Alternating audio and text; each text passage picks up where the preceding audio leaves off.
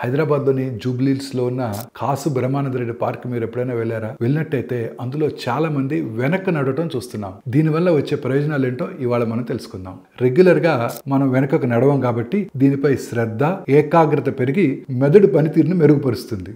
వెనుకకు నడవడం వల్ల కండరాలు చురుకుగా పనిచేస్తాయి. వెనుకకు నడిచినప్పుడు మన శరీరం నిలబడే తీరులో వచ్చే మార్పుల వల్ల మన నడుం భాగంలోని వెన్నెముకకు మద్దతునిచ్చే కండరాలు మరింత ఎక్కువగా ఉపయోగించాల్సి ఉంటుంది. తరచుగా వెన్నునొప్పితో బాధపడే వారికి వెనుకకు నడవడం వల్ల చాలా ప్రయోజనం లభిస్తుంది. ముందుకు నడిచేదానికంటే వెనక్కు నడవడం వల్ల ఎక్కువ క్యాలరీస్ కూడా బర్న్ అవుతాయి. ఎక్కువసేపు నడవకుండా మీ వ్యాయామాన్ని తీవ్రతరం చేయడానికి ఇది చాలా సులభమైన మార్గం. ముఖ్యంగా వృద్ధులకి చాలా ప్రయోజనకారిగా ఉంటుంది. ఈ కదలిక శరీరం మీద అవగాహన మెరుగుపరుస్తుంది, పడిపోయే ప్రమాదాన్ని కూడా తగ్గిస్తుంది. వెనుకకు నడవటం వల్ల మోకాళ్లపై ఒత్తిడి తగ్గుతుంది. ఇది ఆర్థరైటిస్ ఉన్న వారికి, గాయం నుండి కోలుకుంటున్న వారి కీళ్ళకు కూడా చాలా అనుకూలమైన ఎంపిక.